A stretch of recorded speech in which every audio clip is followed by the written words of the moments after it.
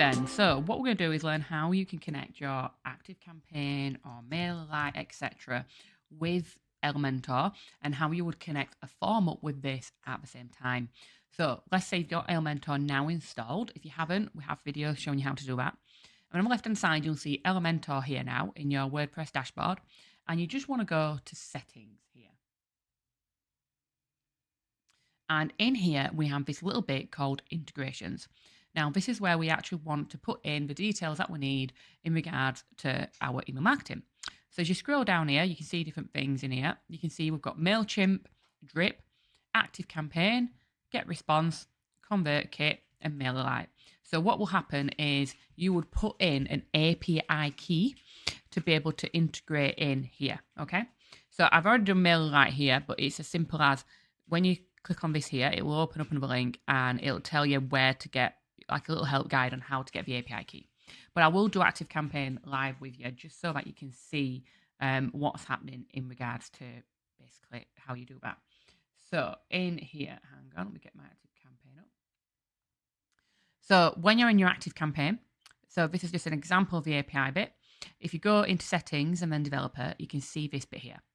So where it says API access and then URL, we would copy our API URL. So go back to API here. And the biggest thing with this is obviously here it puts URL and key, and in Elementor it puts key and URL. So just make sure you get it the right way around. So we're going to put the URL in there, and then we're going to go in and get the API key. And we're going to go in here and pop that in there. And then you press validate API key, and it will confirm that it's happy with that. And that's all you need to do to start off with. So we've done that. We're going to press save changes at the bottom, and then now it's about right. So I've connected that, but then still how do I do it with a form and things? So I'm going to show you that. So let's go, and I'm just going to add a new page, okay? Just so that we can test building a form on this. So if I just put test form here as the page name, and then press edit with Elementor. And then what we're going to do is we're just going to create a section, and we're going to put a form in here and then show you how to connect that form up to your email marketing system based on what we've just basically done there. So this is just loaded up for us. Right then, so first things first, I'm just going to make this so it's a blank page and just put settings here and change it so it's, I'll add a full width so it's still got menu bar. I'd use Canvas if I didn't. Here we go. So what we're going to do first off is I'm going to drag a container in here. So if you're using the latest update of Elementor, you'll use containers instead of sections. One thing I always do, just so you get little hints and tips along the way here, is I will always click on this container, so the 6 dots here, go to advanced, and I always add some padding to the top and the bottom. So we'll just put 50-50, okay? Right, so now we're going to put a form in the middle of here. So if we just press the 9 dots at the top left, then we've got all the different elements that we can use.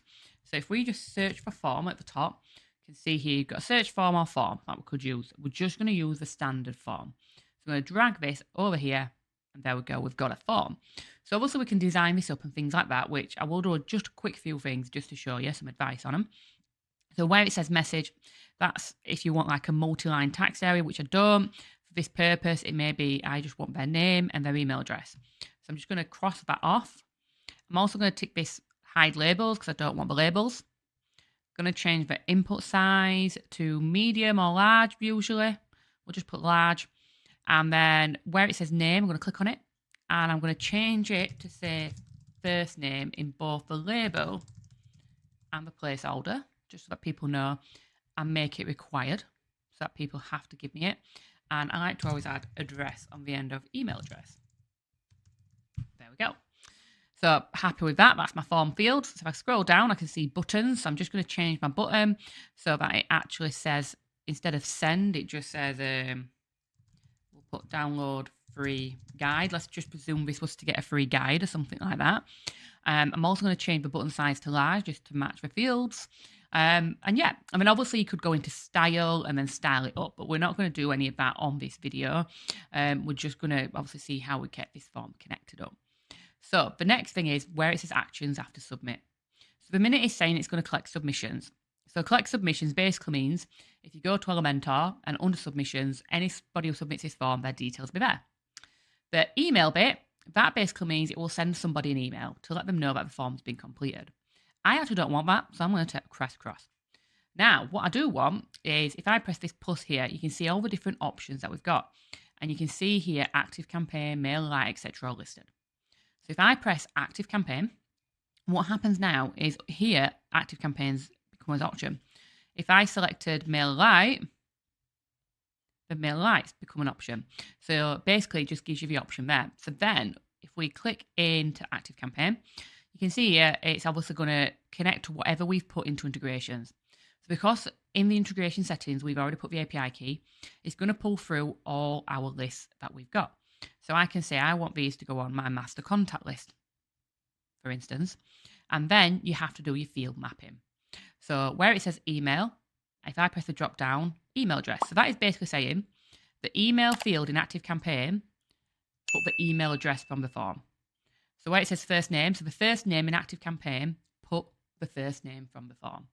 Now, let's just say I had a field saying company name. I would then, so we'll just do that, just an example. So if I just add another thing in here, we're going to say text. I'm going to put company name. And now if I go back to Activecampaign, so where we've got organization name, that's what it's called in Activecampaign, I can now put company name. So I'm saying whatever someone puts in company name, put into organization name. And that's basically how like the fields work. And then if you scroll down for Activecampaign, but not for Mailerlite because they don't have tags, you can put tags as well. So I could put a tag such as form, test form, website, so that I know that this, if someone went in, they'd have a tag saying what form they completed or anything like that. And you can put commas and put more in there.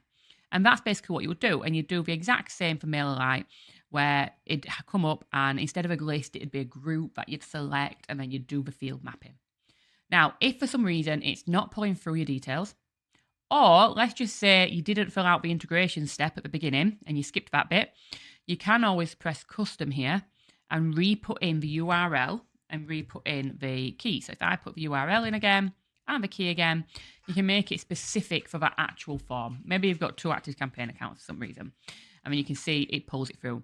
But by doing it in the integration settings, it stops you having to do that for every single form. And that's it. You would just publish it and people can fill it in and off they go. So hopefully that's helped you in realizing how you'd connect a form up in Elementor up to something like Activecampaign, etc. And yeah, any questions, please let us know. Please subscribe to our YouTube channel if you haven't already. It helps support us with everything. And yeah, check out all the other tutorials that we have in relation to this.